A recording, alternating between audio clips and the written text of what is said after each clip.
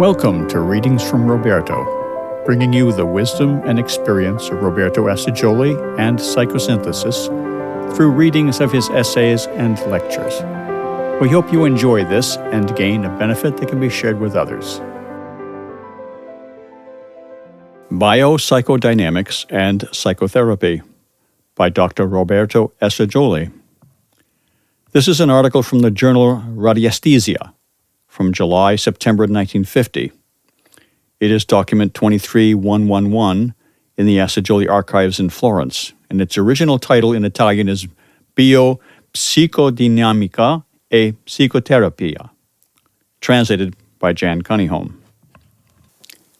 At the beginning of the article, the editor of the magazine Radiesthesia writes, "Our valued collaborator, Dr. Roberto Assagioli, has for some years been developing the concepts and applications of a new science, Biopsychodynamics, in which the principles, laws, and techniques of energetics and physical dynamics, especially electrical dynamics, are extended to biological, psychological, and spiritual life. Such a science does not have to be created ex novo, or from scratch. There are already a number of contributions by various authors, such as Genet, Freud, Jung, A. Bailey, De Sanctis, and Assagioli himself, on certain subjects of psychodynamics, such as psychic potential, mental level oscillations, psychological polarity, transformations and sublimations of psychic energies, and so on. But the coordination and systematization of these contributions into an organic science is lacking so far. Dr. Assagioli has promised to give our journal an article in which the first lines of a biopsychodynamics will be set forth. But since a good part of the facts on which he bases this study are drawn from the direct experience of his psychotherapeutic activity with patients, as well as that of other psychotherapists, he considers it appropriate, for the better understanding of what he will expound, to have that study preceded by the following article, in which a clear panorama of the methods used by modern scientific psychotherapy is offered.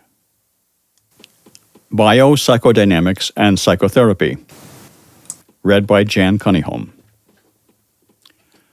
Psychological methods of treatment, while they constitute effective and, in many cases, irreplaceable weapons against numerous diseases, in their rapid and varied development, also reflect the profound changes that have taken place in the field of culture since the last decades of the last century. So their knowledge may be of interest to anyone who wants to discern the signs of the times, even apart from the practical value of those methods. The basis on which psychotherapy is founded consists in the growing recognition of the very strong influence of moral life on physical life. This influence has always been more or less admitted, but its extent and depth had not hitherto been discovered, and it had not been used methodically and scientifically for healing purposes. In the period of the last century, when materialism prevailed, that influence was neglected, if not denied, to accentuate, instead, the dependence of the psyche on the body. But more open-minded positivist physicians who were free of preconceptions were led by their own observations of the sick, first to realize that influence, and then to make use of it. Thus, the French psychiatrist Charcot, already around 1860, went so far as to title one of his papers, La foi qui guérit. The slightly later studies of another French physician, Pierre Genet, in L'automatisme psychologique, revealed the importance of the unconscious as a conduit of psychic influences on the body, and confirmed and extended Charcot's somewhat simpler investigations and applications. Similar studies were being done at about the same time in England and elsewhere. Before briefly expounding the development and respective value of the various methods of psychic treatment, it should be made clear that psychotherapy should be differentiated into two different branches, according to the different fields of action in which it can be explicated. First, there is general psychotherapy, which can and should be applied in every illness, since, given the actions and reactions that continually take place between body and psyche, there is a psychological factor in every illness. The mere fact of falling ill constitutes a small or large psychic trauma. An American surgeon who had directed a Red Cross hospital during the Balkan Wars of 1912-1913, in which Serbs and Bulgarians had been victors and vanquished, assured me that he had found that the wounds of the victors regularly healed faster than those of the vanquished. The state of mind, whether elevated or depressed through sleep, appetite, and organic regeneration, significantly affected the healing processes. Another American surgeon systematically uses psychotherapy in his clinic, having psychotherapeutic preparation done before surgeries and psychotherapeutic care after them. Through that preparation, he was able to greatly reduce the dosage of anesthetics needed. All the greater, then, can be, and in fact is, the action of psychotherapy in diseases where the neuropsychic factor is greater and more directly determinate, such as dyspepsia, spastic constipation, enterocolitis, pseudoappendicitis, and abdominal symptoms, neuralgia, cardiac neurosis, nervous asthma, functional paralysis, and so on. And generally in all long-course diseases in which mental or emotional depression, worry, or impatience exacerbate or fix symptoms, and often produce new ones. Of course, this general psychotherapy does not exclude proper cures of all kinds. On the contrary, it promotes and enhances their effectiveness. Therefore, psychological treatment methods applicable to general medicine should be known, appreciated, and used by all physicians who realize that they are treating human beings and not just bodies. Otherwise, as Dubois wittily put it, there would only be a différence de clientèle between them and veterinarians. On the other hand, special psychotherapy is aimed at the treatment of specifically nervous and psychological disorders, anxious states, phobias, obsessive ideas, depressive states, excitability and impulsiveness, abulia, and inability to act, and so on. These have rare and complex causes that are usually unknown to the sufferer himself, since they are produced by contrasts and conflicts that largely originate and take place in that dark region of the psyche of which we are unaware, which has been called the unconscious. Psychotherapy of these maladies requires adequate psychopathological culture, difficult training, and special individual training of the physician. It is a delicate work of great responsibility and must therefore be reserved for competent specialists. The methods of psychotherapy have grown in number and have been refined with the rapid progress of this branch of the healing art. The first method used by scientific psychotherapy was hypnotism, and with it, Pierre Janet in France, Forel in Switzerland, Braid in England, Morton Prince in America, and others achieved excellent results. Soon, however, its limitations appeared. It makes the patient too dependent and does not eliminate the causes of ills. Moreover, it was found that suggestion in the waking state was often just as effective, without presenting the limitations and at least some of the drawbacks of hypnotism. This method, supported and popularized especially by Nancy's Bernheim, has since become widely used. Curative suggestion should be understood in a different sense from the misconceptions often attributed to the word, which make it almost synonymous with deception and illusion. It can be defined as a set of procedures by which A. One elicits the ideas, images, feelings, and impulses that tend toward the desired goals, and B. One encourages their penetration and action in the unconscious, so that they then spontaneously produce the corresponding physical and psychic states. A further advance was the shift from suggestion to autosuggestion. That is, the aim was to make the patient capable, through appropriate teaching and training, of influencing himself on his unconscious and thus influencing his moral and physical conditions. This method, which was extensively popularized in simplified form by Émile Coué, an empiricist full of fervor and humanitarian sense, was refined and placed on a firm scientific basis by Baudouin, whose book Psychologie de la suggestion et de l'autosuggestion is highly recommended. Even more decisively, Dubois of Bern addressed the conscious part of the patient through the method of persuasion. By this, the patient is helped to free himself from fears and other harmful emotions, to discipline his sensitivity and exaggerated reactions, to correct his erroneous attitudes, and thus to eliminate some of the causes of his ills. The methods mentioned above can in many cases be very usefully associated with active re-education of impaired or paralyzed functions. Patients often indulge in discouragement and thus inertia. They often shy away from exertion and therefore passively suffer their ailments. In such cases, active re-education, taught and directed by the doctor, can succeed very beneficially. For example, by this simple procedure, I have been able to heal several soldiers who had been suffering from mutism for 2 or 3 years as a result of shock suffered in war. There are, however, a large number of patients in whom the methods indicated so far are insufficient to produce healing. These sufferers suffer from disorders that have obscure and complex origins that lurk in the shadows of the unconscious, and thus require careful and profound exploration. The main method for such investigation is the much-discussed psychoanalysis.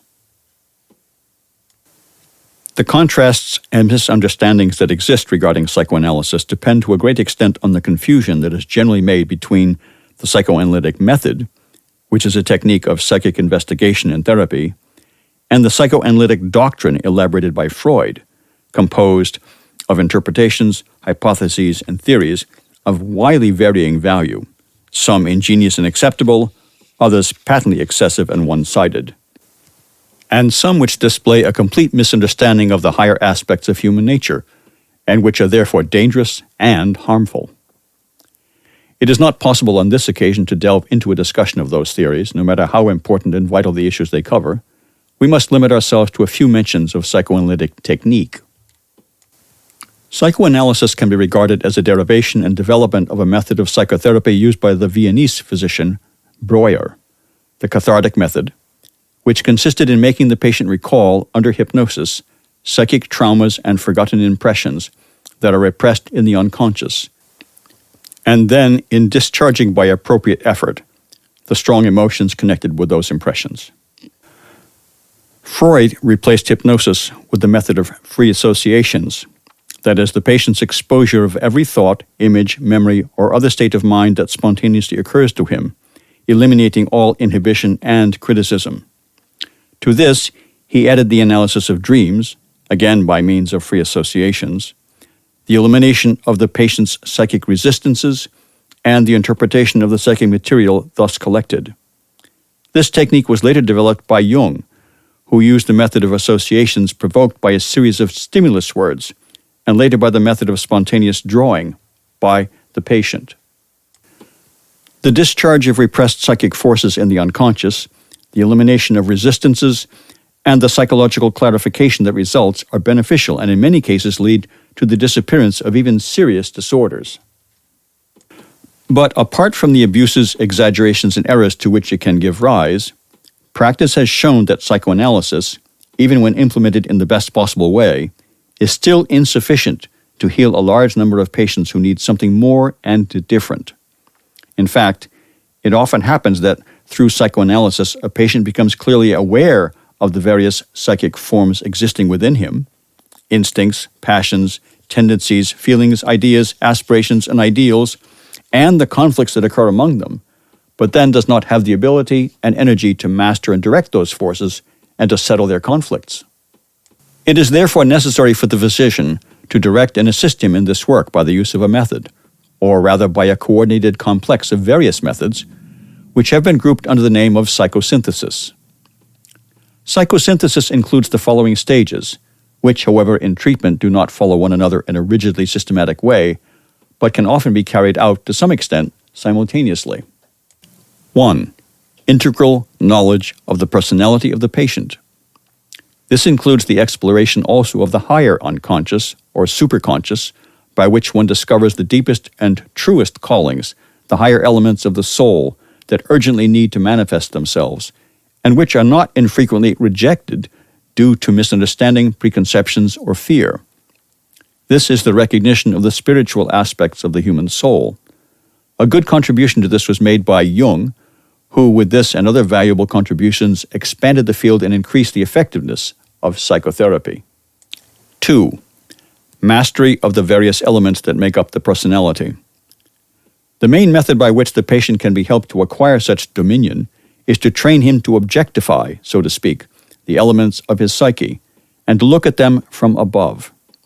It is based on a general principle of psychic life, according to which we are dominated by everything with which our I or self identifies. We can master everything from which we disidentify. 3. Self-realization. Formation of the ideal model to be implemented. The patient thus liberated, at least partially, can be helped to acquire clear self-awareness to create an accurate image of a healed, harmonious, and efficient self. 4. Personality reconstruction. This can be called the psychosynthesis in the strict sense and is implemented in turn in various stages. A.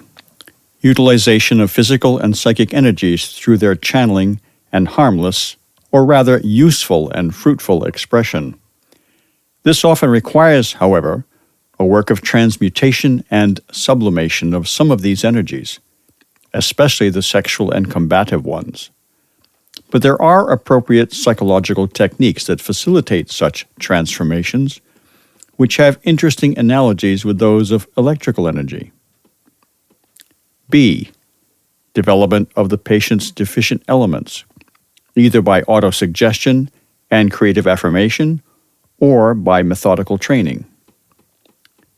C.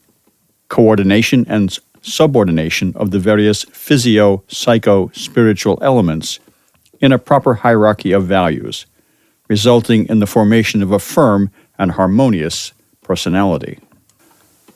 By means of psychosynthesis, healing of the most complex and profound ills, which involve the whole personality and do not yield to other more limited cures, is achieved better than by other methods.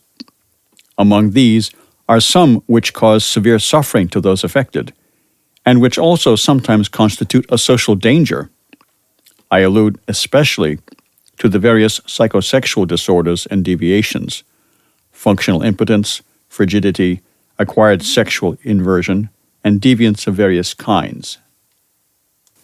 All of this concerns the patient taken in isolation, but in reality one must also consider his environment and the vital relationships he or she has with other people. In fact, in many cases, the most bitter conflicts that have resulted in the most severe symptoms are not so much the inner ones as those that have arisen between the patient and other people, often those in the family, or between him or her and certain environmental and social conditions. This was highlighted well by Alfred Adler, who based his method of psychotherapy primarily on correcting the instinct of domination, or the will to power, and educating the patient in how to establish right relationships with other people and the community. Such work, which may be called inter-individual psychosynthesis, is the natural complement of individual psychosynthesis and is especially necessary in the present time, which is full of conflicts and difficult adjustments between individuals and human groups, so that it acquires great social importance. From what has been said, albeit too briefly, I hope it is clear that psychotherapy has a much greater value and function than is generally believed, not only by the public, but also by physicians, especially in Italy. While offering valuable means for the healing of ills that are among the most widespread and tormenting, it can contribute effectively to the collective healing of humanity and to the advent of a better and more harmonious civilization. Therefore, psychotherapy deserves to be increasingly appreciated, disseminated, and applied.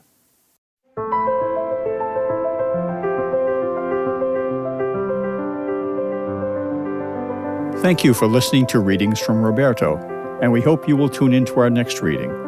Please don't forget to like and subscribe to share the wisdom.